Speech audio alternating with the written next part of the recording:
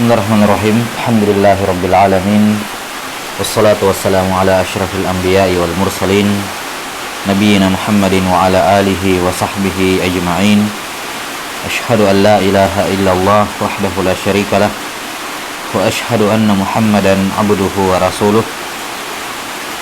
Allahumma la sahla illa ma ja'altahu sahla wa anta taj'alul hazna sahlan idza syi'ta.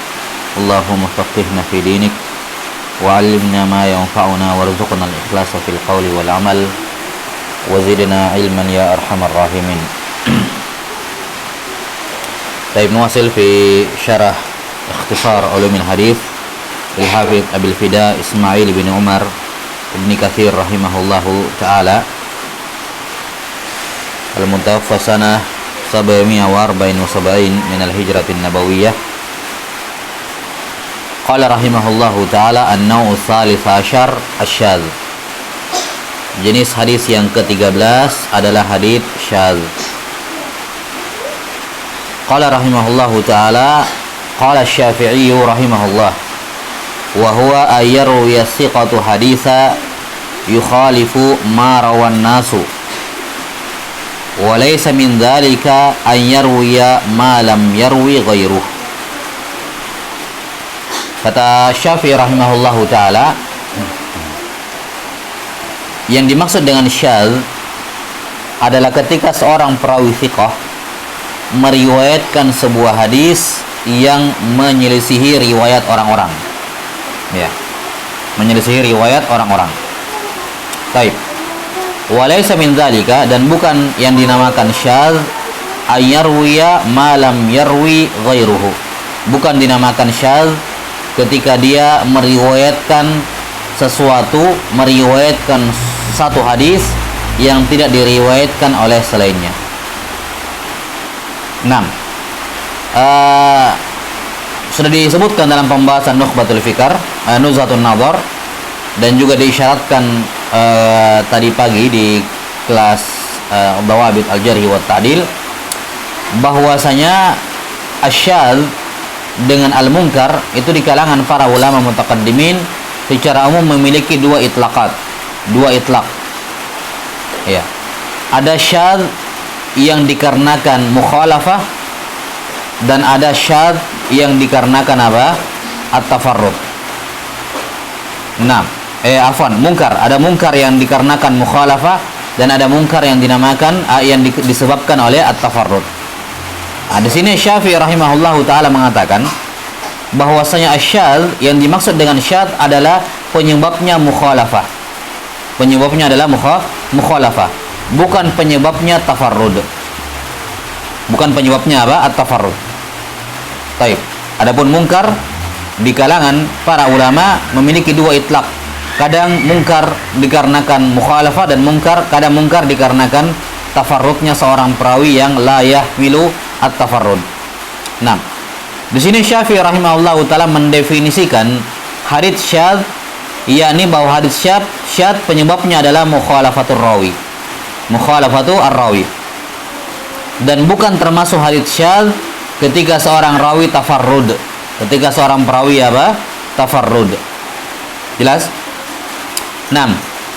Kata Syafi'i rahimahullahu taala bahwa hadits syadz adalah seorang perawi as-siqah, ayyarwi as-siqatu haditsa. Seorang perawi siqah meriwayatkan suatu hadis. Yang dimaksud siqah di sini dari ucapan Imam Syafi'i rahimahullah, yang dimaksud siqah di sini adalah a'am, lebih umum, mencakup siqah dan hasan. Mencakup siqah dan apa? Dan hasan atau soduk. Jadi bukan yang dimaksud dengan siqah di sini hanyalah siqah saja. Ya, tidak termasuk soduk ataupun hasan, enggak. Yang dimaksud thiqah pada kalimat Imam Syafi'i di sini mencakup umum semua rawi-rawi yang makbul. Sama seperti kalau dikatakan ziyadatus thiqah. Ya. Ziyadatus thiqah, yang dimaksud dengan ziyadatus thiqah bukan thiqah tok.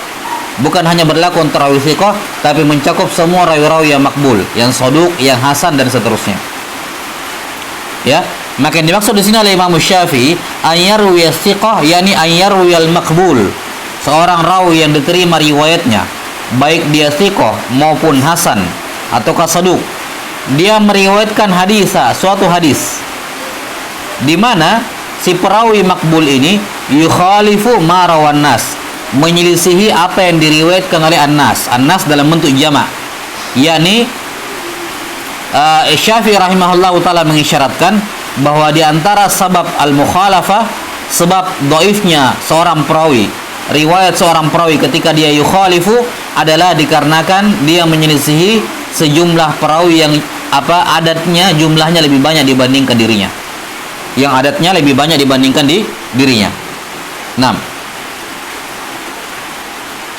Jelas ya?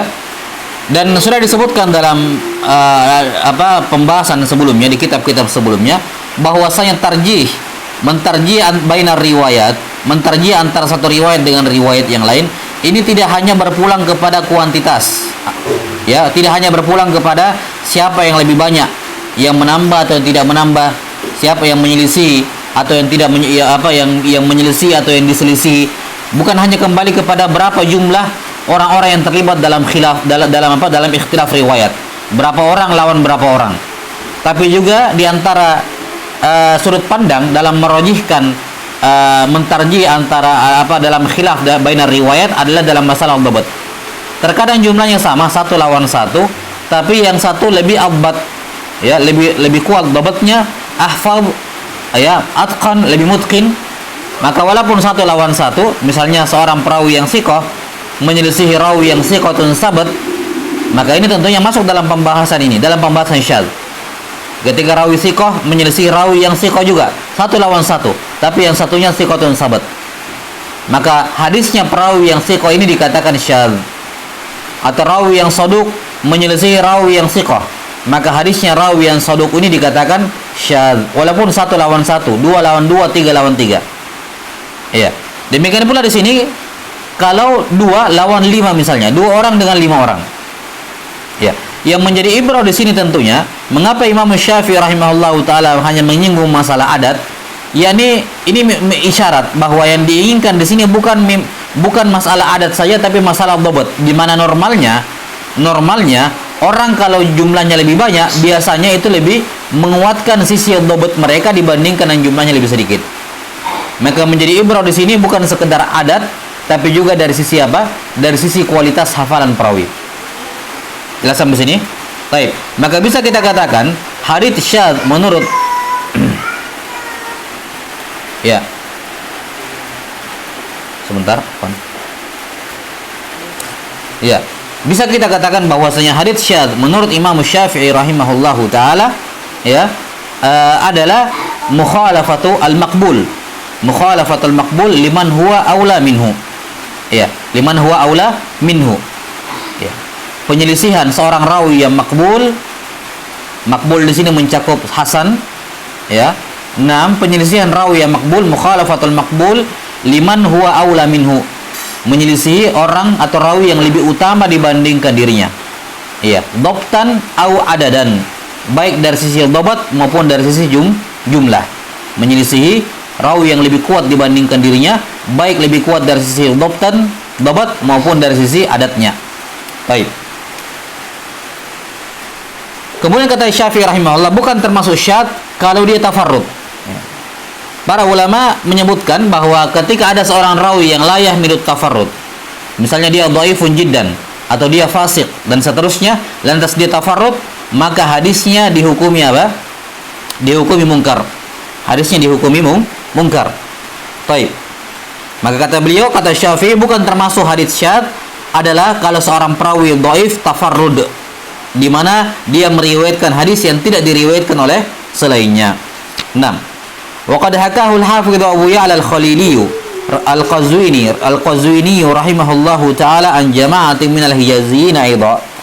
Ya, pendapat dari Imam Syafi'i ini juga dibawakan oleh Al-Khalili, disebutkan oleh Al-Khalili, ya, dari sejumlah ulama Hijaz. Qala, dia berkata, qala di sini yakni Al-Khalili, qala Al-Khalili. Al-Khalili berkata, "Walladzi 'alaihi hufadhul hadisi anna syadza ma laisa lahu illa isnadun wahid."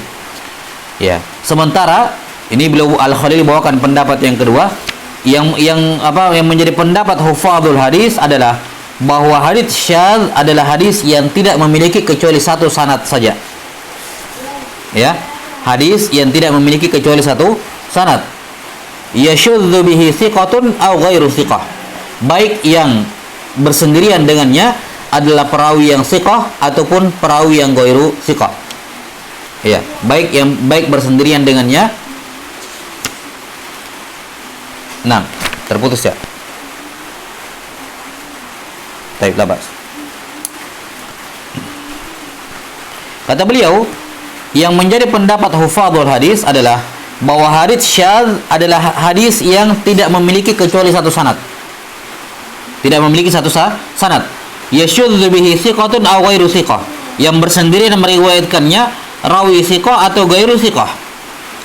Fayutawaqqafu fi ma syadza bihi thiqah wa la yuhtajju bihi wa yuraddu ma syadza bihi ghairu thiqah. Maka kalau dia rawi thiqah lantas dia syadza dengannya, tafarrud dengannya, maka ditawakuf, tidak dipakai berhujjah dengannya.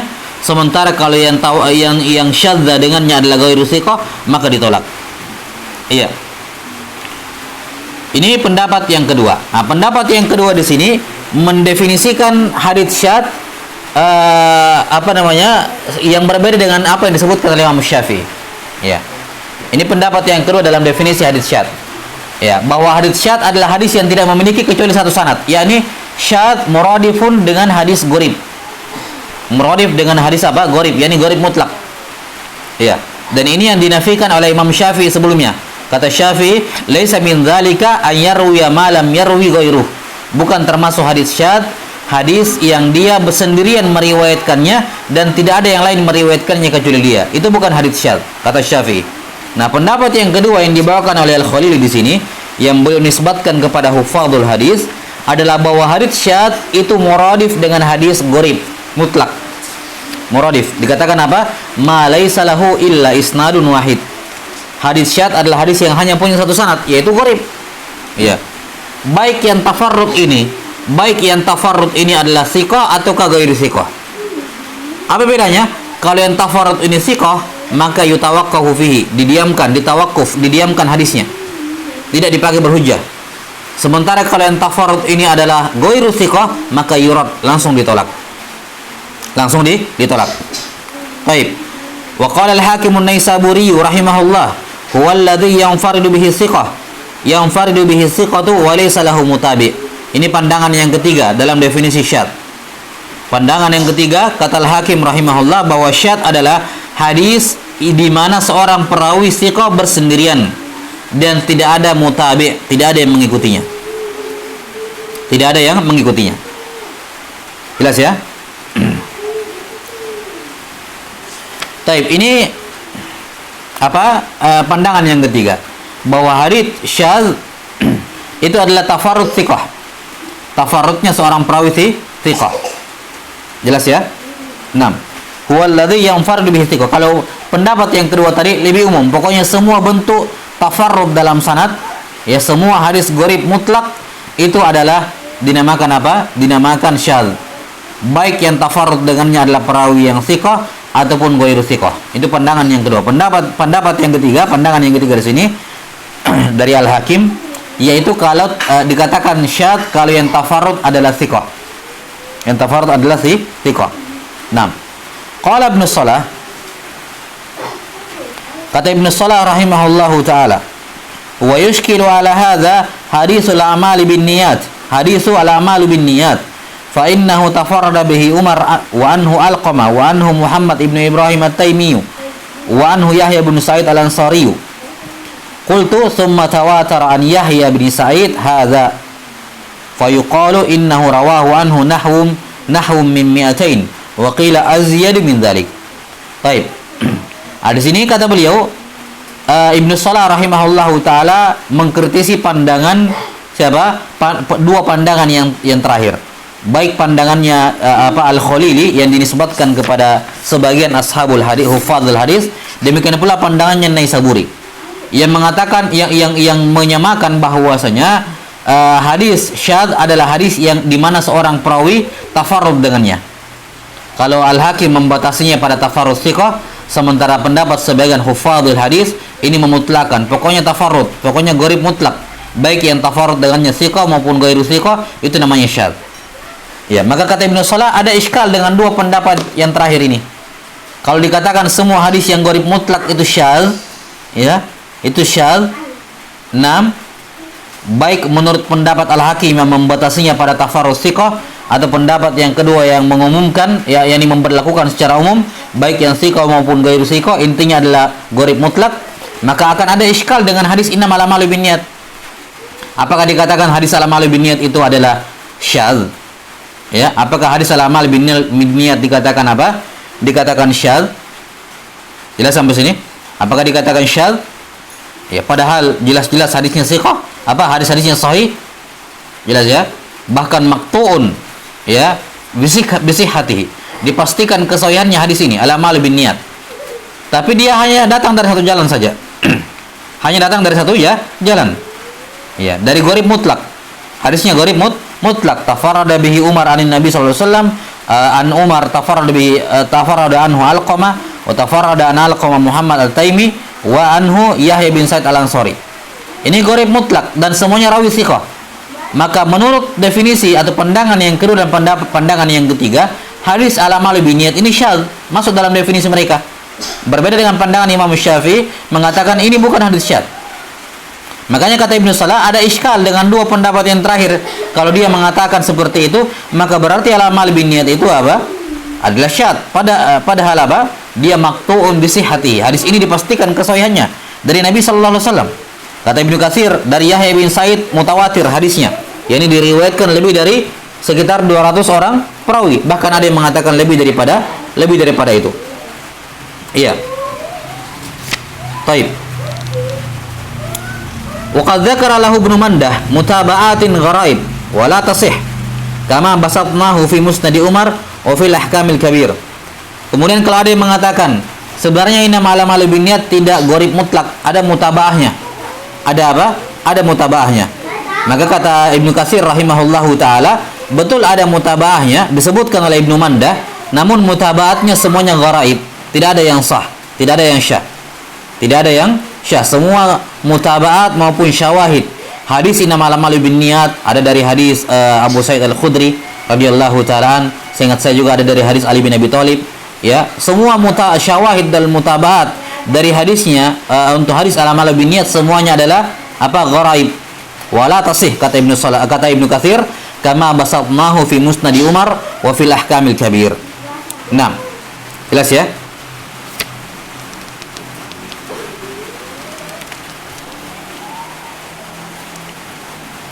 Tsumma qala rahimahullahu taala qala di sini ini Ibnu Salah. Ya, beliau masih membawakan irad pada dua pandangan yang terakhir ini. Masih membawakan apa? Kritikan pada dua pandangan yang terakhir. Baik. Sebelumnya ada kalam dari Syekh Ahmad Syakir rahimahullahu taala di sini, ya, berkenaan dengan hadis innamal a'malu binniyat yang disangkakan oleh sebagian ulama memiliki banyak jalan. Sudah dikatakan di sini oleh Ibnu Katsir rahimahullah enggak ada jalan lain untuk hadis a'malu binniyat yang sahih. Yang sahih hanyalah dari jalurnya Umar, ya, dari jalurnya Yahya bin Sa'id, dari Muhammad bin Ibrahim At-Taimi, dari Alqamah, dari Umar, dari Nabi sallallahu alaihi wasallam. Walaupun di bawahnya Yahya bin Sa'id itu jumlahnya banyak sampai mutawatir. Namun hadis ini tetap gharib mutlak. Kata Syekh Ahmad Syakir rahimahullahu taala, wa min hadza yu'rafu khata'u man za'ama anna hadis al-a'malu binniyat mutawatir. Dari sini kita bisa mengetahui kesalahan orang yang mengatakan, yang berpikir bahwasanya hadis niat ini mutawatir. Wa qad haka lana hadza thiqatun min syuyukhina an 'alimin kabir lam nudrikir riwayata anhu wa za'ama ghairuhu annahu hadisun masyhur. Pendapat yang mengatakan hadis niat ini mutawatir dihikayatkan oleh sejumlah thiqat, ya, guru-guru kami thiqat dari seorang alim kabir yang kami tidak mendapati riwayat darinya. Ya, lihat di sini adabnya siapa? Adab dari Syekh Ahmad Syakir rahimahullahu taala. Beliau hanya menyatakan bahwa ada seorang alim kabir yang mengatakan ini mutawatir. Ya. Jadi kelihatannya dari tabaqat kata beliau lam nudrik riwayat anhu. Kami tidak berguru mengambil riwayat darinya. Enggak sempat, sudah meninggal, keburu meninggal. Ya. Beliau tidak menyebutkan siapa namanya, beliau hanya menyatakan ini pendapat alim kabir di masa beliau yang beliau tidak sempat berjumpa dengannya. Di mana alim kabir ini mengatakan hadis an-niyat itu mutawatir, dan ini keliru. Sementara sebagian yang lain mengatakan hadis innamal a'malu binniyat masyhur. Hadis masyhur. yakni hadis yang mustafid. Wa kilal qaulaini khata'. Bal huwa haditsun fardun gharibun sahih. 6. Walidzalika qala al-Hafiz Abu Bakr al-Bazzar ba'da takhrijihi fi ma naqalahu anhu al-Iraqi rahimahullah la yasihhu anin nabiy sallallahu alaihi wasallam illa min hadithi Umar wala an Umar illa min hadithi Alqamah wala an Alqamah illa min hadithi Muhammad ibn Ibrahim wala an Muhammad ibn Ibrahim illa min hadithi Yahya bin Sa'id. Nah, maka ini hadis apa? Innamal a'malu binniyat syah, bahwa ini hadis gharib mutlak. Nah, dan berdasarkan dua pendapat yang terakhir, konsekuensinya ini dikatakan hadis syadz. Baik. Kemudian Ibnu Salah melanjutkan iratnya, membawakan contoh hadis yang lain. Qala, kata Ibnu Salah, iya, wa kadzalika hadis Abdullah ibn Dinar. Iya. An Abdullah bin Umar anna Rasulullah sallallahu alaihi wasallam naha an bai'il wala'i wa an hibati. Bahwa Nabi sallallahu alaihi wasallam melarang memperjualbelikan dan menghibahkan al-wala. Ya. Karena al-wala ini tentunya bukan sesuatu yang sifatnya apa? Hal yang bisa diperjualbelikan, ya. 6. Kemudian dikatakan tafarrada Malik an Az-Zuhri an Anas.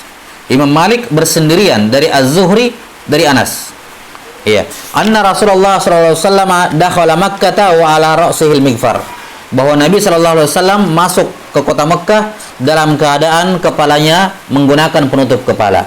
Baik, ini contoh hadis yang ketiga. Ya. Nah, contoh hadis yang kedua yakni Abdullah bin Dinar. Ini betul-betul gharib mutlak. Tidak ada yang meriwayatkan hadis ini dari Nabi sallallahu alaihi wasallam kecuali Abdullah bin Umar, dan tidak ada yang meriwayatkan dari Abdullah bin Umar kecuali Abdullah bin Dinar. Ini juga gharib mutlak. Karena itulah Imam Muslim rahimahullahu taala berkata, "An-nasu iyalun fi hadza ala Abdullah bin Dinar." An-nasu iyalun fi hadza ala Abdullah bin Dinar. Bahwa semua perawi yang meriwayatkan hadis ini semuanya berpulang kepada riwayatnya Abdullah bin Dinar dari Abdullah bin Ibni Umar. Baik. Maka ini menegaskan bahwa ini hadis yang gharib mutlak. Kemudian contoh hadis yang ketiga adalah tafarrudnya Malik dari Az-Zuhri dari Anas. Ya, bahwa Nabi sallallahu alaihi wasallam masuk Mekkah wa ala ra'sihi al-mighfar. 6. Ala ra'sihi al-mighfar. Baik. Ini contoh, ya. Dan tentunya juga kita ingat hadis yang terakhir dalam Sahih Al-Bukhari, ya, kalimatani habibatani ilar rahman, ya, ila akhir hadis. Ini juga adalah hadis yang gharib mutlak.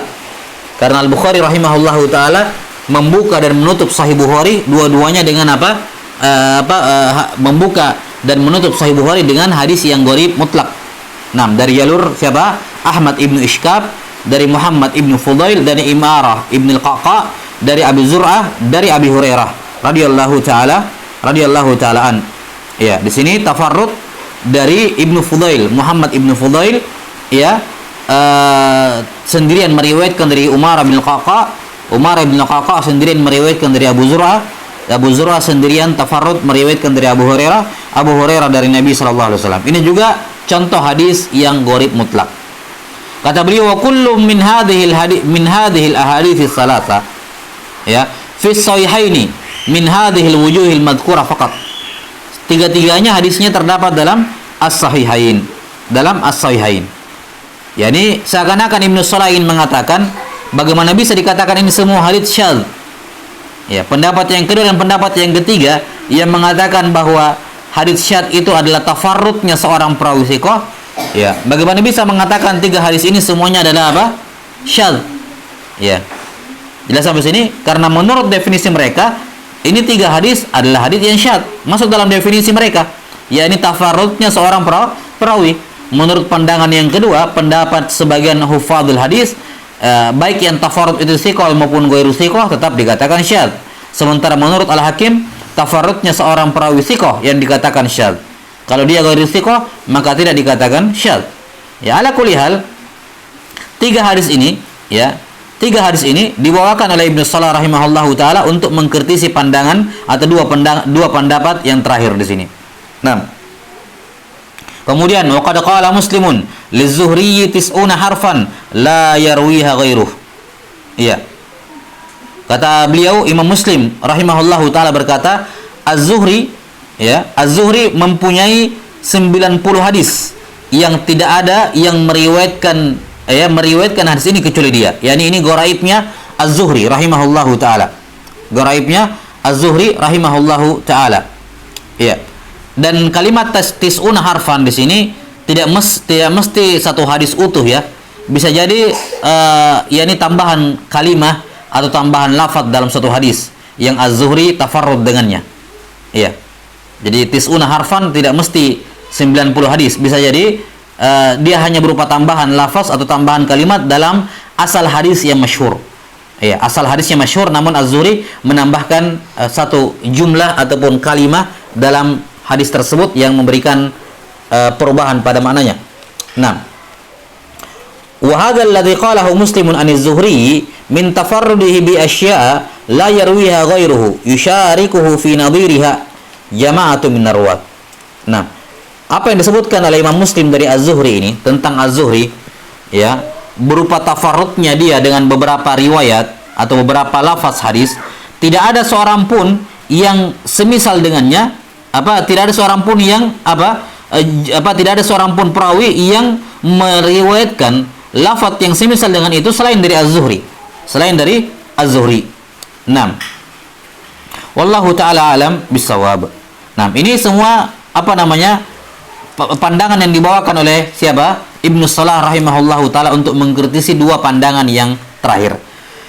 Karena itulah ya, setelah beliau membawakan semuanya bahwa konsekuensinya kalau kalian mengatakan bahwasanya hadits syadz adalah tafarrudnya seorang perawi, maka konsekuensinya ada banyak hadis-hadis yang semacam ini yang sebagiannya ada dalam as-sahihain, kalau begitu syadz. Sementara syadz itu min qabilil mardud. Maka bagaimana bisa kalian mengatakan hadis dalam sahihain itu syadz? Jelas ya? Nah, setelah membawakan ini kata beliau rahimahullahu taala, fa innal ladzi qalahu Syafi'i rahimahullahu awwalan huwa shawab. Karena itulah definisi syadz yang disebutkan oleh Imam Syafi'i di awal itulah yang benar. Itulah yang benar. Yani syadz itu dipersyaratkan mukhalafah, bukan tafarrud. Bukan tafarrud. Iya. Tidak ada syadz dikarenakan tafarrud. Yang ada adalah syadz dikarenakan al-mukhalafah. Jelas ya? Ini kalau kita katakan bahwa asyadz yang dimaksud di sini min qabilil mardud. Kata beliau, karena itulah yang benar adalah apa yang dikatakan oleh Syafi'i di awal. Annahu idza rawa thiqatu syai'an qad khalafahu fihi an-nasu fa huwa syadzu, yakni al-mardud. Yaitu kalau seorang perawi thiqah, kita sudah katakan bahwa thiqah di sini mencakup hasan ataupun soduk. Kalau seorang perawi thiqah yakni makbul meriwayatkan suatu riwayat dan dia menyelisih an-nas, baik jumlahnya lebih banyak ataukah yang lebih adbat, lebih ahfaz, lebih atqan dibandingkan dirinya, maka riwayatnya dia yakni yang marjuh dikatakan syadz, yakni al-mardud. Wa laysa min dzalika an yarwi as-thiqatu ma lam yarwi ghairuh. Dan bukan termasuk hadis syadz tafarrudnya seorang perawi thiqah yang tidak diriwayatkan oleh perawi yang lain. Bal huwa maqbulun idza kana adlan dhabita hafidha.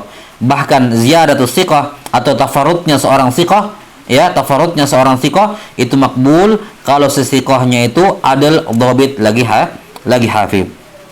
Nah, jelas ya? Wallahu taala alam bisawab. Nah, wa amma in kana al-munfaridu bihi ghairu hafid fa huwa ma'a dzalika adlun dhabit fa hadithuhu hasan fa in faqada dzalika fa mardud. Adapun kalian tafarrud itu bukan rawi yang hafid, bukan rawi yang memiliki hafalan yang kuat, namun dia punya adalah dan punya dhabat, ya, dia punya aslul dhabat, maka hadisnya hasan. Tidak dikatakan thiqah, tidak dikatakan sahih, tapi hadisnya dikatakan hasan. Fa in faqada dzalika, tapi kalau luput juga adalahnya atau luput dhabatnya juga tidak ada, maka fa mardud. Wallahu alam. Ya, wallahu alam. Ya, dan jika demikian keadaannya maka hadisnya dinamakan mungkar sebagaimana yang akan datang di An-Naw' Ar-Rabi' Asyar. Baik, ini apa? Asyadz. Ini apa? Asyadz. Baik, sebagian masyayikh menyebutkan ya seperti Syekh Abdullah bin Shalih Al-Ubaid, ya hafizahullahu taala. Beliau menyebutkan bahwasanya terkadang para ulama mengitlaqkan ya suatu hadits itu dikatakan syadz dan bukan yang mereka maksudkan dengannya adalah mardud. Ya. Kadang mereka memaksudkan syadz bermakna istilah, bermakna lughawi. Yani syadz yani syadza bihi, dia bersendirian dengannya. Ya. Ini faedah yang penting. Ya, jadi sekarang kesimpulan dulu sebelum kita lanjut. Kesimpulan berkenaan dengan syadz, yang mana yang dinamakan syadz? Kita katakan kalau syadz yang dimaksud di sini adalah al-mardud, maka apa yang dikatakan oleh Syafi'i sudah tepat tentunya. Ini yang paling benar. Bahwa makanya dikatakan di sini oleh Ibnu Katsir, fa huwa syadzu yakni al-mardud. Yani kalau syadz yang kita maksudkan di sini syadz bermakna al-mardud, yani min qism al-mardud, min qabil al-mardud, maka apa yang dikatakan Syafi'i sudah tepat. Enggak mungkin kita katakan syadz bermakna mardud di sini bermakna tafarrud thiqat, enggak mungkin. Karena konsekuensinya ya seperti dikatakan oleh Ibnu Salah. Konsekuensinya ada banyak hadis dalam sebagian hadis dalam Bukhari Muslim akan ditolak. Ya. Namun kelihatannya apa yang dinukil oleh Al-Khalili di sini rahimahullah, Al-Khalili tadi mengatakan bahwa ini pendapat wa alaihi hufadzul hadis. Ini pandangan sebagian hufadzul hadis bahwa hadis hadis syadz adalah hadis yang tafarrudnya seorang perawi. Ya, bahkan Al-Hakim mengatakan yanfaridu bihi thiqah, tafarrudnya thiqah, dikatakan syadz. Sebenarnya kalau kita mau menggali lebih jauh, bisa saja kita katakan ini tidak ada khilaf sebenarnya di sini. Karena kata syadz yang diinginkan oleh Syafi'i berbeda dengan syadz yang diinginkan di sini oleh Al-Hakim atau apa yang disebutkan oleh Al-Khalili dari sebagian hufadzul hadis. Kenapa? Karena para ulama muhaddisin dari kalangan mutaqaddimin terkadang mereka mengitlaqkan kata syadz dan yang mereka inginkan bukan syadz bermakna apa yang masyhur di kalangan mutaakhirin bermakna min qabil mardud, tidak. Tapi terkadang mereka menggunakan istilah syadz dan yang mereka inginkan dengannya adalah apa? Adalah tafarrud. Dari kata lughah, secara lughatan syadza yani infarada. Ya. Bersendirian meriwayatkannya. Maka terkadang yang mereka inginkan dengannya adalah makna lughawi, bukan makna sebagaimana dipahami oleh para ulama al-mutaakhirin. 6. Maka terkadang mereka ada hadis yang dia sahih tapi dia syadz. Ya, sahih tapi dia apa? Syadz, seperti hadis innamal a'malu binniyat. Seperti hadis innamal a'malu binniyat.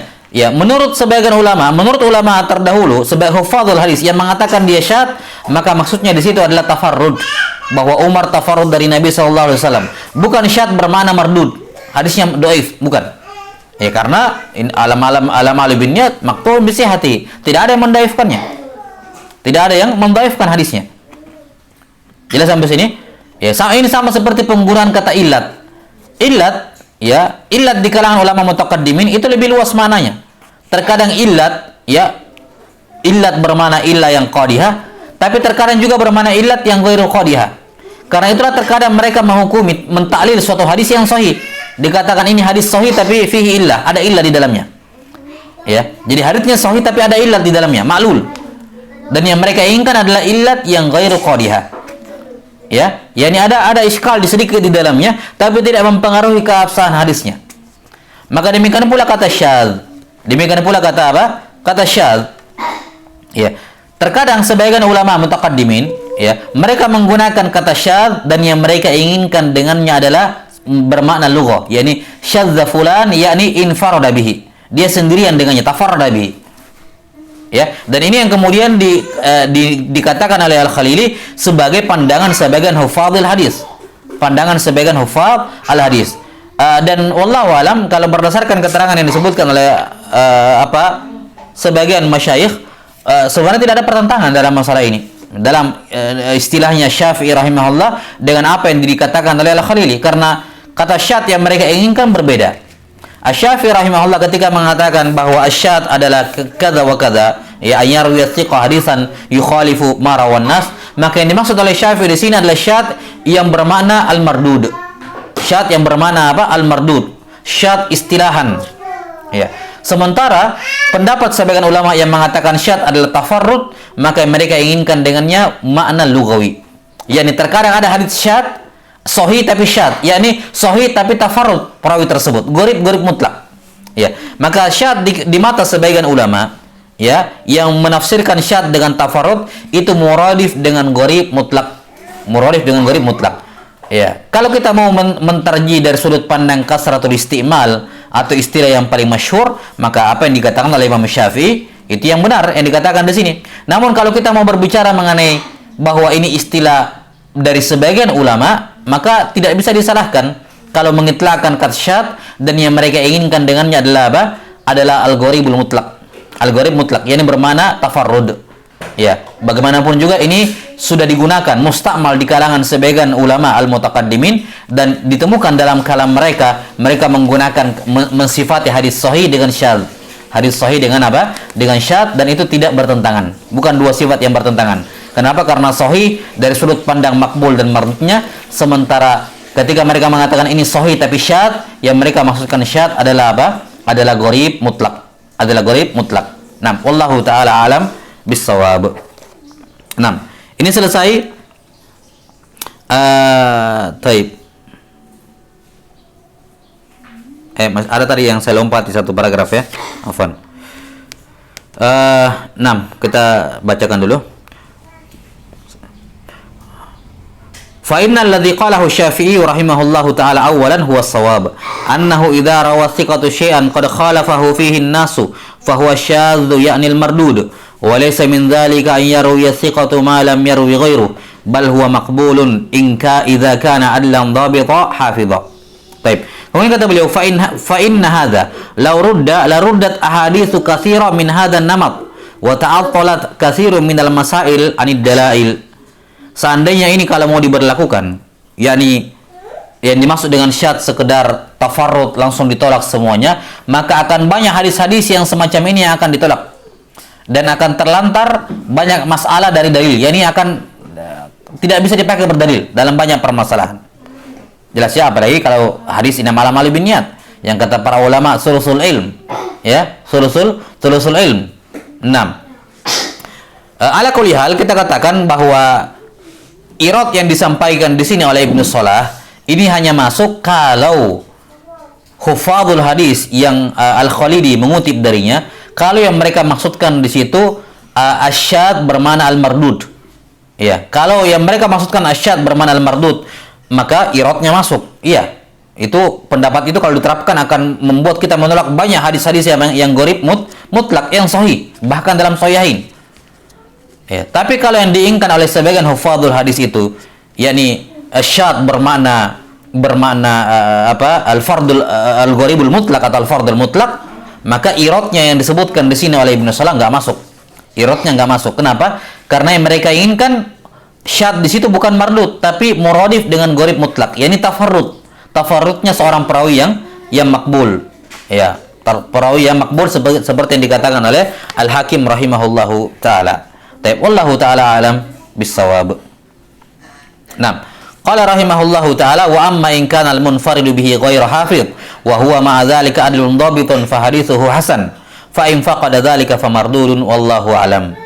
Ya, adapun kalau yang tafarrud dengannya ghairu hafidh namun dia punya asal adalah dalam dhabat, maka hadisnya bisa dihasankan.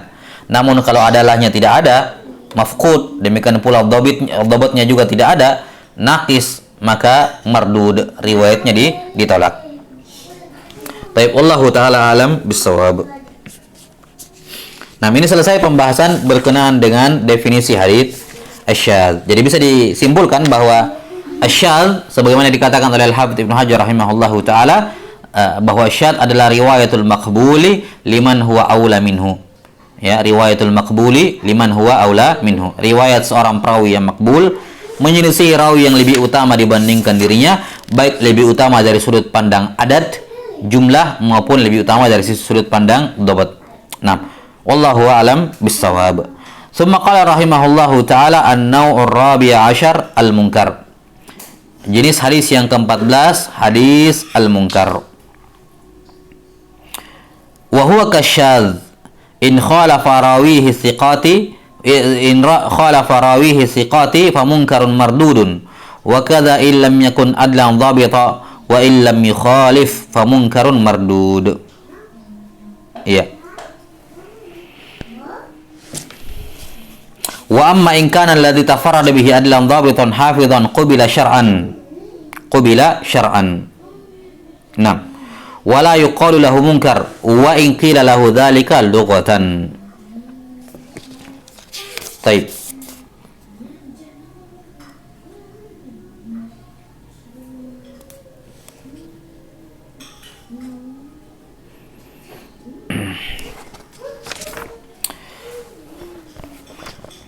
Kata beliau rahimahullahu ta'ala, jenis hadis yang ke-14 hadis mungkar. Mungkar, kata beliau, wa huwa kasyad. Mungkar itu sama seperti syad. Ya. In khalafa rawihi siqat. Kalau perawinya menyelisihi rawi-rawi siqat, maka fa munkarun mardud. Demikian pula kalau perawinya lam yakun adlan dhabita wa illam yukhalif, walaupun tidak menyelisihi, fa munkarun mardud, maka hadisnya mungkar lagi mardud. Taib.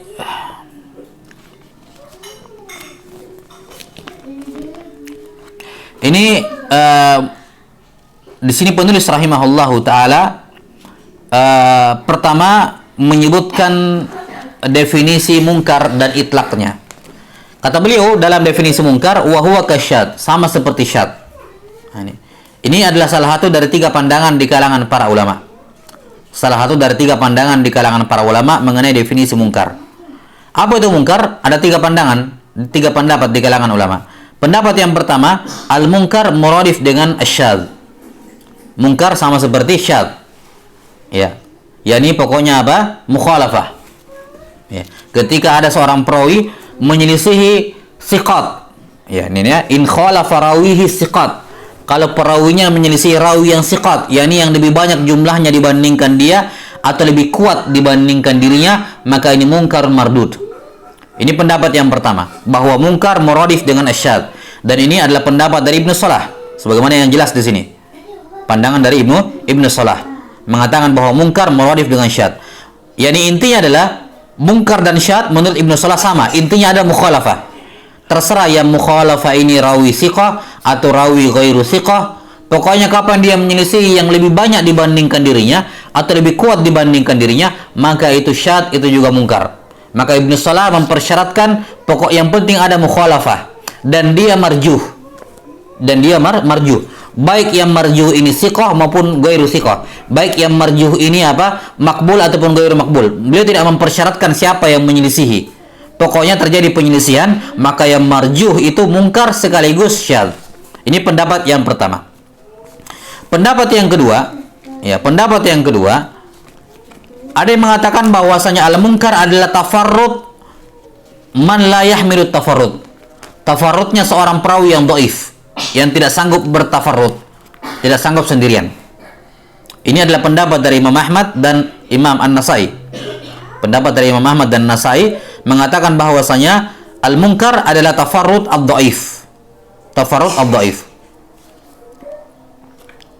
6. Kemudian pendapat yang ketiga, dan ini pendapat dari kebanyakan ulama, bahwa al-munkar adalah mukhalafatul dhaif liman huwa aula min. Mukhalafatul dhaif liman huwa aula minhu. Penyelisihan seorang perawi yang dhaif ya terhadap rawi yang lebih utama dibandingkan dirinya, baik adat maupun dhabat. Baik adat maupun dhabat. Iya. Jelas ya, ini 3 pandangan di kalangan para ulama mengenai definisi al-munkar. Dan sudah disebutkan sebelumnya bahwasanya ini 3 pandangan ini sebenarnya tidak perlu kita rojihkan yang mana dari 3 pandangan ini ya. 6, karena masing-masing sebenarnya ini musta'mal di kalangan ulama. Bagaimanapun mereka ahlul istilah. Ya. Mereka ahlul istilah. Maka para ulama, seperti yang kita katakan sebelumnya, bahwa di kalangan ulama mutaqaddimin, ulama terdahulu, itu mereka menggunakan syad dan mungkar untuk satu hal yang sama. Mereka menggunakan syad untuk menamakan mungkar dengan syad dan menamakan syad dengan mungkar. Itu hal yang ma'ruf di kalangan ulama mutaqaddimin. Ya. Jelas sampai sini? Seperti yang dikatakan di sini oleh Ibnu Salah rahimahullah. Kenapa Ibnu Salah mengatakan sama? Karena memang didapati dari kalamnya ulama mutaqaddimin, mereka menamakan mungkar dengan syadz dan menamakan syadz dengan mungkar.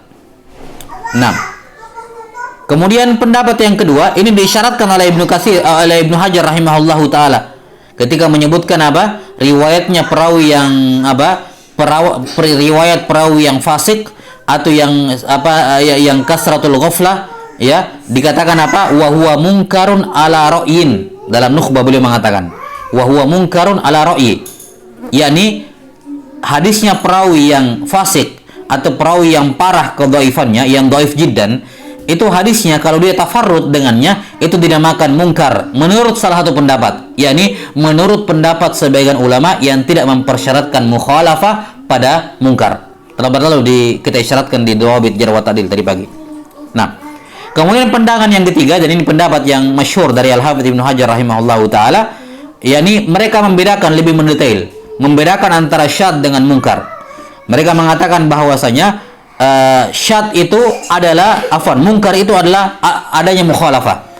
Ya, tapi mukhalafahnya tidak bersifat umum, melainkan mukhalafatul dhaif, bukan mukhalafatul maqbul, tapi mukhalafatul dhaif. Nah, jelas ya? Wallahu alam, kesimpulannya dari tiga pendapat ini kita bisa katakan bahwasanya syadz itu mencakup semuanya. Ya, dan ini yang kelihatannya disebutkan di sini oleh Ibnu Katsir rahimahullahu taala karena beliau langsung menggabungkan. Beliau langsung menggabungkan, menyebutkan pendapat yang kedua dan pendapat yang ketiga.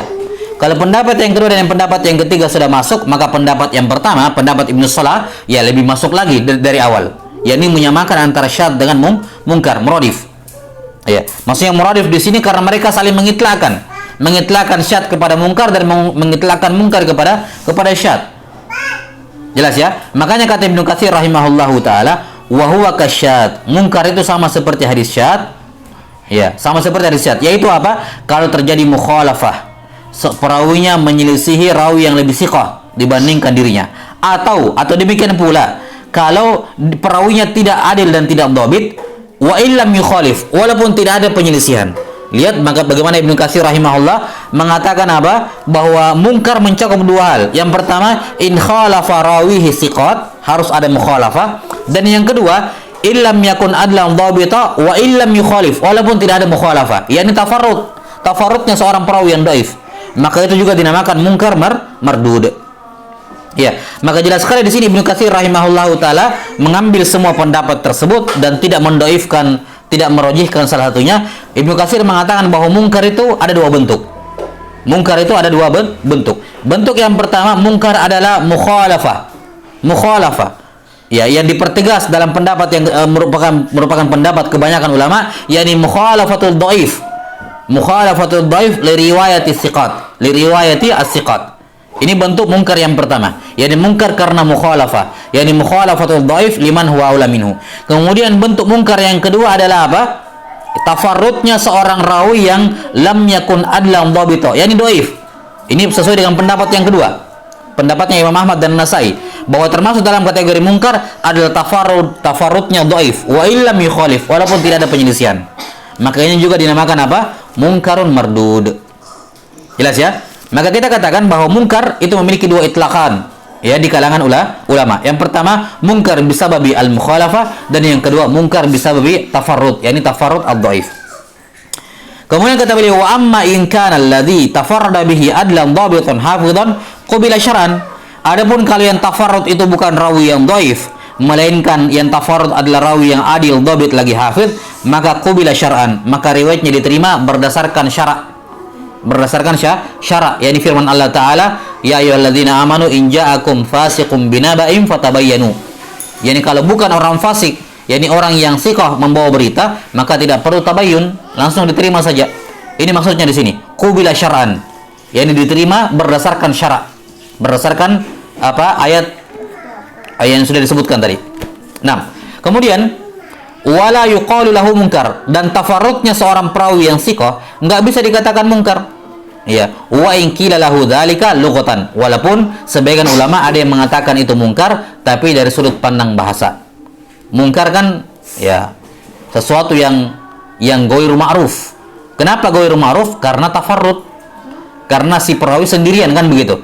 maka bisa dikatakan juga sebagai mungkar tapi min haitsul lughah, dari sudut pandang bahasa. Ya, wallahu taala a'lam bissawab.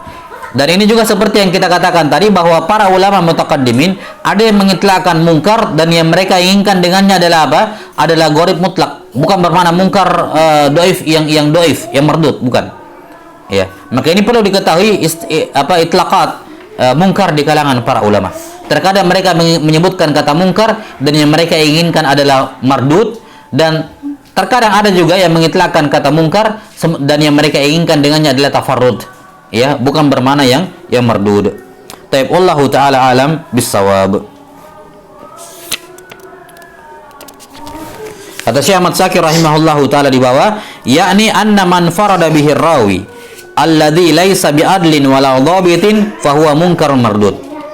Tafarrudnya seorang perawi yang tidak memiliki adalah dan dhabat, maka ini yang mungkar dan mardud. Ma'annahu lam yukhalifu ghairuhu fi riwayatihi. Padahal dia tidak menyelisih yang lain, namun ketika dia rawi dhaif dan dia tafarrud dengannya, maka ini yang mungkarun mardudun li'annahu farada biha. Wa misluhu la yuqbalu tafarruduhu. Dan rawi-rawi yang dhaif semacam ini tidak diterima kalau dia tafarrud. Baik, wallahu taala alam bissawab. Baik, naktafi bihadzal qadar. Selesai pembahasan berkenaan dengan syadz dan al-munkar. Nah, walilmu indallah, nasallallahu ta'ala yu'allimana mimma yanfa'una wa ayyanfa'ana bima 'allamana, innahu waliyyu dzalika wal qadiru alaih. Subhanakallahumma wa bihamdik, asyhadu an la ilaha illa anta astaghfiruka wa atubu ilaik. Walhamdulillahi rabbil alamin. Wassallallahu ala nabiyyina Muhammadin wa ala alihi wa sahbihi wasallam. Assalamualaikum warahmatullahi wabarakatuh.